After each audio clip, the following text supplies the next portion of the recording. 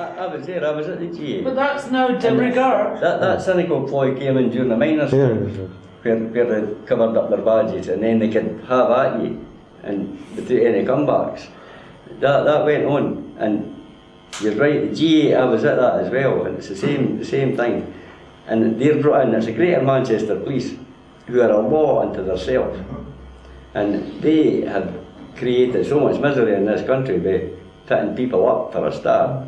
And the things that they've done, it's unbelievable what they get away with. It shouldn't be allowed. Another thing as well, I thought that as well, at one point they were coming out of Chinook helicopters, which is more what paratroopers do. Yeah.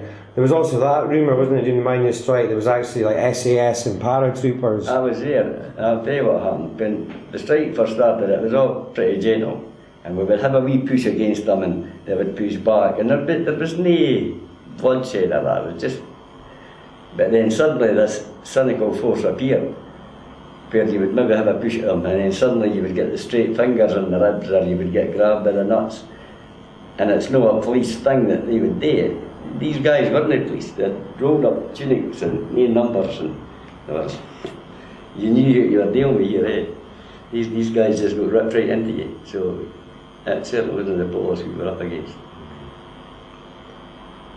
Which is kind of scary, you know. I think it's like funny. It's like 1984 did happen, you know, like the George Orwell sort of thing. My telephone was bugged because I was an activist at the time, and I knew that we were getting followed. There was special ops set up, and certain people were getting targeted and certain people were getting watched, and anybody that showed to be a ringleader was arrested. So it's like a Stalinist regime. That's what was actually going on at that time. And we were shouting that, we were trying to get this across to the people about what these so-called Thatcherite heroes were actually getting up to, battening women and children. They had people in England closeted in their own village, and they weren't allowed to leave. There was a lot of really cynical things went on during the miners' strike, a lot of which should now be coming to light, you know. It was a police state basically. Yes, it was. Yes, it was. We weren't too bad in Scotland, but in some parts of England, Yorkshire and that, it was really bad. It was heavy.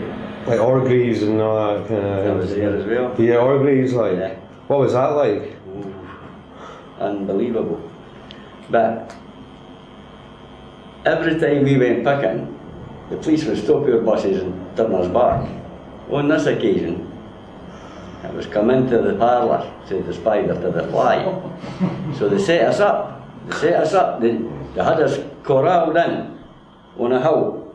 They had us corralled in, and we didn't care what we thought it was going to be the normal. There would be a bit of shouting, there might be a couple of stones thrown.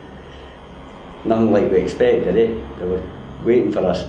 And that was Thatcher's, this was the Waterloo.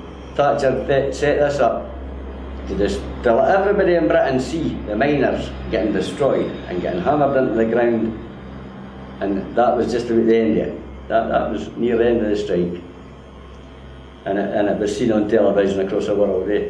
And also reversed didn't they? They reversed the way the footage was shown. They showed you miners riot, like throwing stuff first, and then the police basically charging in with like horses and shields and that. When it actually happened the other way around, didn't it? It was basically the police attacked first, was it not? Well,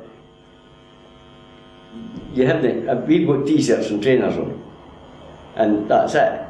So they've got shields, riot gear, bands, and when you run down the hill, you ken that you're against a wall of shields, and it was fantastic, because all you heard was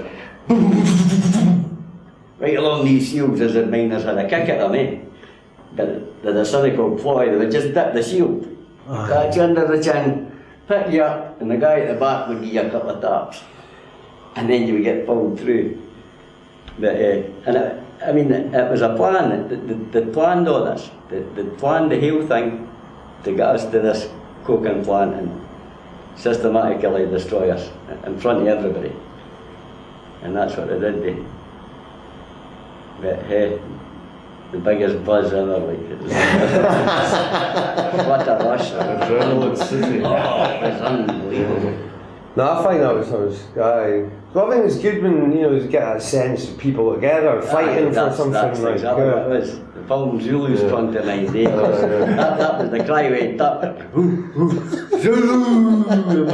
Everybody just charged, eh?